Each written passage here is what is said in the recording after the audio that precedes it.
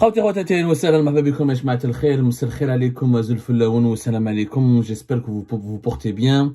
Nous sommes le 18 janvier 2024. Il y a un sujet très important se déroule en ce moment. Pas se déroule, est en train, en tout cas, c'est le sujet qui va marquer les futures échéances au Sahel. Cette région est devenue aujourd'hui le théâtre d'un nouvel affrontement dans le conflit algéro-marocain. Le Maroc a fait une opération de lobbying inédite et extrêmement intense qui a d'ailleurs étonné même de grandes puissances comme la France ou la Russie et les États-Unis qui ont été étonnés par la volonté marocaine de s'implanter au Sahel et de profiter de la faiblesse de l'Algérie, des problèmes de l'Algérie. Vous avez tous remarqué, Ajma'a, que dès que l'Algérie a commencé à avoir des problèmes avec le Niger au mois d'octobre 2023 et la crise inédite entre l'Algérie et le Mali fin décembre 2023, les Marocains ont rapidement invité le 23 décembre 2023 à Marrakech les chefs de diplomatie des principaux pays du Sahel, le Niger, le Mali, entre autres, mais aussi le Burkina Faso et le Tchad, pour leur proposer un projet qui est révolutionnaire en soi, mais qui menace directement les intérêts de l'Algérie. Et l'Algérie, cette fois-ci, elle a intérêt de se réveiller, parce que si le projet marocain aboutit, bye bye l'influence de l'Algérie, l'isolement géopolitique de l'Algérie sera encore plus renforcé, et l'Algérie sera vraiment compromise. Le Maroc va dominer outrageusement le Sahel, sur le plan notamment économique. Il va tisser des liens stratégiques avec les élites dirigeantes, et là, comme Hadja, les Algériens n'auront que leurs yeux pour regarder et pleurer surtout la disparition de tout leur leadership qui était régional. Le Sahel, jusqu'à maintenant, le Mali, le Niger a toujours été le précaré de l'Algérie. C'est une zone d'influence de l'Algérie importante depuis les années 70 jusqu'à ces années 2000. Mais aujourd'hui, l'Algérie est en train de se faire éjecter, d'abord au Mali, petit à petit, mais pas aussi violemment qu'au Mali qu'au Niger. Et là, le Maroc, il veut proposer un projet économique important est de relier la côte atlantique du Sahara occidental, qui est intégrée à son territoire, le territoire marocain,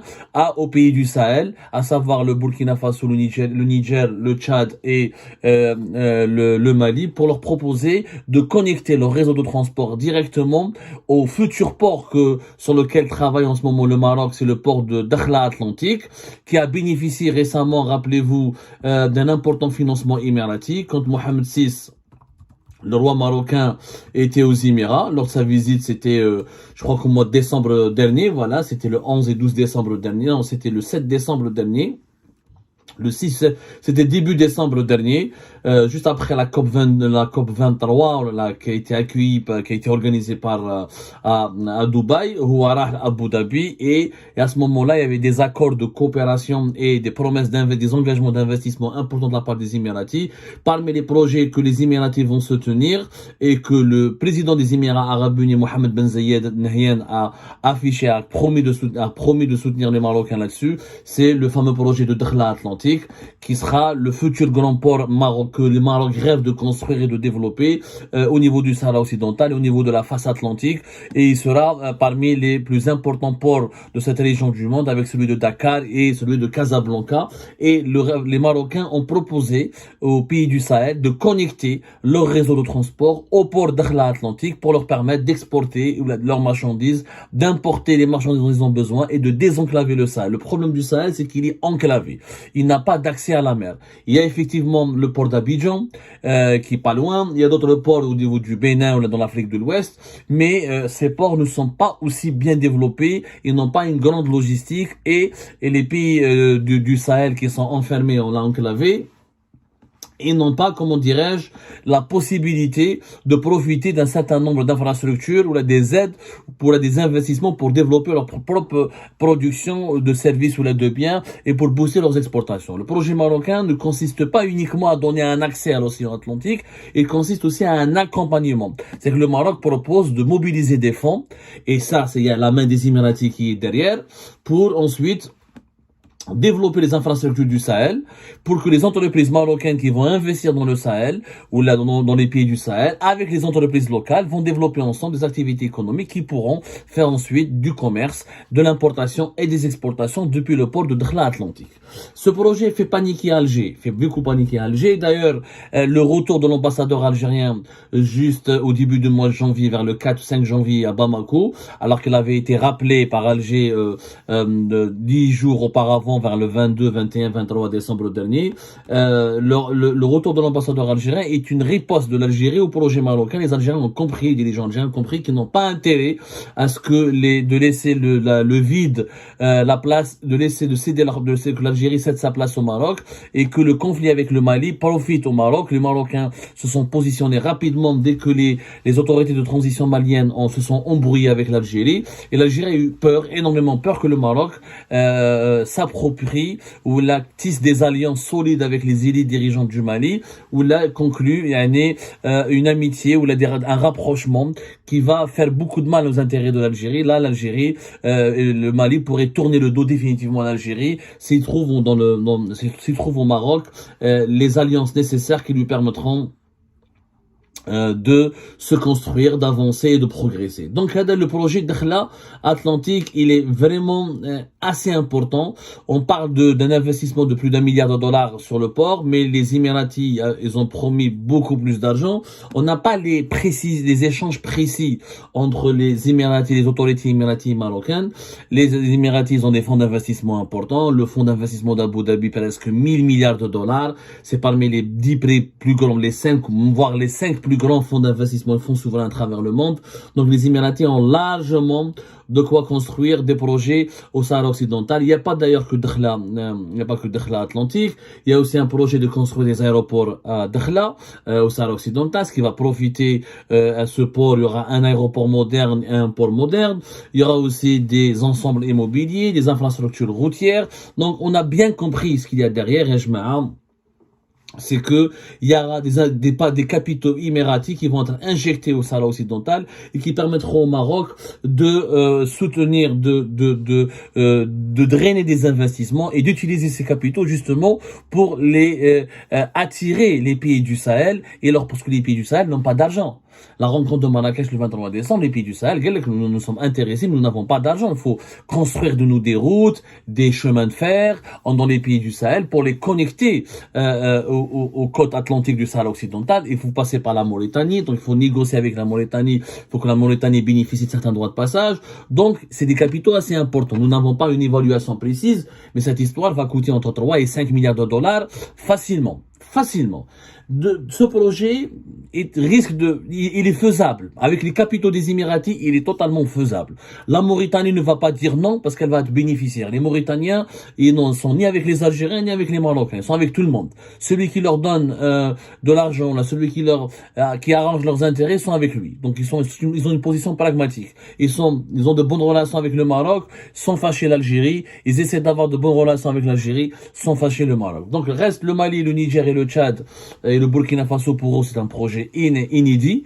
C'est hyper important d'avoir une nouvelle route maritime ou là un accès à l'océan Atlantique. Ça veut dire qu'ils ne dépendront plus des ports, ils ne dépendront plus d'Abidjan ou de la CEDEAO, alors qu'ils ont de très mauvaises relations avec la CEDEAO, que la communauté des pays de l'Afrique de l'Ouest, qui a sanctionné les 3 pays, notamment le Burkina Faso, le Mali et le Niger, en raison des coups d'État qui ont été opérés dans ces pays-là entre 2020 et 2022. Donc, pour eux, c'est bien de s'émanciper de l'emprise de la CEDEAO et de trouver un nouvel partenaire logistique économique dans le Maroc. Le Maroc, vous savez très bien, il s'ingère pas dans les relations politiques internes. Au contraire, il soutient les nouvelles orientations politiques de ces pays-là qui sont hostiles à la France. Et le Maroc a des problèmes politiques avec la France depuis qu'il s'est aligné sur la position israélienne et américaine. Donc, il y a un jeu d'échecs géopolitique très complexe et c'est le départ de la France et l'éviction du Sahel, comment la France a été éjectée du Sahel, elle a laissé sa place. Il y a la Russie qui la remplace militairement et politiquement, et vous avez la Turquie et le Maroc qui essaient de se positionner économiquement. Dans ce jeu-là, l'Algérie est totalement absente, elle fait que des erreurs, chef de la crise malienne, elle a géré de façon avec un amateurisme consternant, elle a provoqué un problème avec les Maliens, en essayant de s'acoquiner avec les opposants maliens aux autorités de transition. Les autorités de transition ont riposté de façon assez stricte et de façon assez brutale contre l'Algérie. L'Algérie, maintenant, il lui reste qu'une seule carte à jouer, c'est le fameux projet économique de la route transsaharienne, qui doit absolument voir le jour. La seule différence entre le projet marocain et le projet de la route transsaharienne, c'est que la route transsaharienne, ça date depuis les années 70. Cette route, alors le 15 février 2023, la Banque africaine de développement, elle nous annonce que la route transsaharienne entre dans sa dernière phase de développement. Elle a dit qu'il y a une bonne évolution avec un aménagement de 1890 km sur un total de 1950 km au Niger, soit disant qu'au Niger, 97% de cette route. Alors je rappelle qu'est-ce que c'est que la transsaharienne. C'est très important de se comprendre. La transsaharienne, c'est un projet qui a émergé dans les années 70 et qui a été porté essentiellement par l'Algérie et qui a été défendu par la Commission économique des Nations Unies, par la Banque africaine de développement, par l'Union africaine, et plusieurs bailleurs de fonds ont participé à ce projet-là, la Banque islamique de développement, entre autres, la Banque arabe pour le développement économique en Afrique, ou la Commission économique des Nations Unies pour l'Afrique. Le projet, c'est quoi? C'est de connecter, de construire une grande route qui va de Alger jusqu'à Lagos.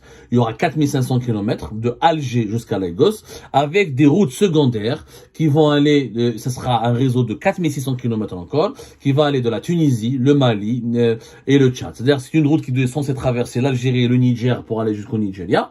Ensuite, vous avez un réseau secondaire qui va aller, une partie va aller vers le Mali, une partie va aller vers la Tunisie, une partie va aller vers le Tchad. Ça va connecter. C'est un projet hyper ambitieux qui a commencé encore une fois les années 70 et qui n'a pas encore pu voir le jour. Alors, le 15 février 2023, Khalek Belli du côté au Niger, 97% du tronçon du Niger qui est 1950 km a été achevé. Mais il y a aussi des aménagements qui doivent être faits, etc. L'Union africaine et la Banque africaine de développement, elles sont optimistes. Sauf que l'optimisme avait déjà été exprimé en 2014. En 2014, la Banque africaine de développement avait publié un rapport pour dire que ce réseau, etc., parce que la route transsaharienne, va bénéficier directement ou indirectement à 16 pays. Il y aura 6 pays qui sont concernés, l'Algérie, le Niger, le Nigeria, la Tunisie, le Mali, le Tchad. Mais après, il est possible que de développer cette route pour que ça puisse toucher 16 pays. Mais c'est quand même un projet très ambitieux. Jusqu'à 2014, l'Algérie, elle avait mis 3 milliards de dollars pour ce projet-là, pour construire son propre réseau, pour connecter la route nationale depuis Alger jusqu'à la frontière avec le Niger. Ensuite, la Banque africaine de développement, elle a débloqué 120 millions de dollars. Ensuite, il y a eu 515 millions de dollars. Il y avait d'abord 41 millions de dollars pour le Tchad, 36 millions de dollars pour le Niger. Ensuite, il y avait d'autres fonds d'investissement, même l'OPEP, même le fonds koweïtien pour le développement, même le fonds saoudien pour le développement. Beaucoup de pays, beaucoup d'investisseurs ont essayé de donner de l'argent pour construire cette route. Sauf que cette route, jusqu'à aujourd'hui, voilà, elle n'est pas encore opérationnelle. Depuis les années 70, le problème de l'Algérie, c'est ça, c'est qu'elle s'implique dans des projets très ambitieux, qui est le gazoduc transsaharien avec le Nigeria, dont on parle aussi depuis les années 80. L'idée a commencé même depuis les années 70. La route transsaharienne qui a commencé depuis les années 70. Mais kiff, le projet ne bouge pas. Ce sont des projets qui restent dans les cartons. Mazel, attention, ça bloque au Niger, ça bloque au Nigeria. Les projets portés par l'Algérie bloquent toujours. Parce que l'Algérie n'utilise pas toute son influence et n'accompagne pas les pays d'Afrique subsaharienne à trouver des solutions à leurs problèmes. Il faut que les pays d'Afrique subsaharienne n'ont pas d'argent pour financer des milliers de kilomètres de route. Donc, ou ils recourent à des prêts, ou ils ont des problèmes de sécurité et d'insécurité et qui bloquent et qui ralentissent les travaux, ou les prêts ne sont pas débloqués dans les bons moments, ou les entreprises de réalisation qui manquent. Mais l'Algérie aurait dû, dès le départ, intervenir financièrement, économiquement, et pourquoi pas même avec la coopération militaire pour assurer la réussite de ce projet qui est stratégique. Vous imaginez un camion qui démarre depuis Alger, qui peut aller ramener les marchandises jusqu'à Lagos. C'est un rêve. Les économistes, ils disent que la route du développement passe par le développement de la route. La route du développement passe par le développement de la route. L'Union européenne, les États-Unis d'Amérique, les grandes puissances économiques se sont faites quand elles ont pu développer des grands réseaux de transport. Là où tu peux transporter des marchandises et des biens, c'est là où tu peux avoir du développement économique, de la croissance économique. Donc cette route, elle était stratégique. Et elle est plus faisable que le projet marocain. La route transsaharienne, elle est nettement plus faisable parce que le projet avait déjà commencé. Sauf que elle n'a pas encore été livrée et l'Algérie, par ses négligences Elle n'a pas suffisamment accompagné les autres pays africains. Elle n'aura pas fait suffisamment de pression pour réceptionner ce projet, définitivement. De deux, même si la route sera finalisée, comment l'Algérie va rentabiliser cette route? Eh ben, si tu fais une route et tu n'as pas de quoi exporter, le problème de l'Algérie, c'est que nous avons une économie qui n'est pas diversifiée et qui est faible. Et qui est faible, tu vas pas exporter au Nigeria du pétrole et du gaz, au Nigeria il en a. Tu peux pas donner au Niger et au Mali du pétrole et du gaz, ils n'ont pas assez d'argent pour l'acheter, et le Nigeria pour leur vendre. La différence entre le Maroc et l'Algérie, c'est que le Maroc, il a une économie diversifiée. Quand il va connecter Dakhla Atlantique au pays du Sahel, il y a les entreprises marocaines, de l'agriculture, de l'industrie, le textile, les nouvelles technologies, les banques, ils sont prêts à conquérir et à travailler dans les marchés du pays du Sahel et à apporter des biens et des services. Les entreprises algériennes ne sont pas capables encore, non seulement n'ont pas été capables de satisfaire les besoins du marché national, elles n'ont aucune expérience ni aucune capacité pour reconquérir les marchés étrangers. T'as quitté cette route, qu'est-ce que tu vas exporter pour le Mali, pour le Niger, jusqu'au Tchad ou là jusqu'au Nigeria? L'agriculture algérienne, elle est faible. Nous-mêmes, on est dépendants des importations. Le textile, Adna, on parle depuis des années pour lancer le textile algérien, il n'a pas été lancé, on n'arrive même pas à satisfaire le marché national. L'industrie mécanique, on l'a sabotée. Le Caen, on avait laissé les usines de montage de véhicules en 2019.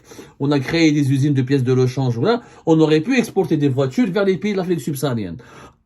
Alors que le Maroc exporte ses voitures vers le marché européen. Donc nous n'avons pas de véritables industries. L'industrie électroménager, si on n'avait pas saboté l'industrie électroménager, si on avait su comment l'encadrer autrement, on aurait pu les conserver, les groupes Condor, Géant, tout ça. On aurait pu continuer, on pourrait exporter des climatiseurs, des frigos, des téléviseurs à travers la haute saharienne, la transsaharienne, jusqu'au Nigeria, en passant par le Niger, et avec des ramifications et des bifurcations jusqu'au Tchad, etc. C'est des opportunités énormissimes. Mais nous sommes un pays instable.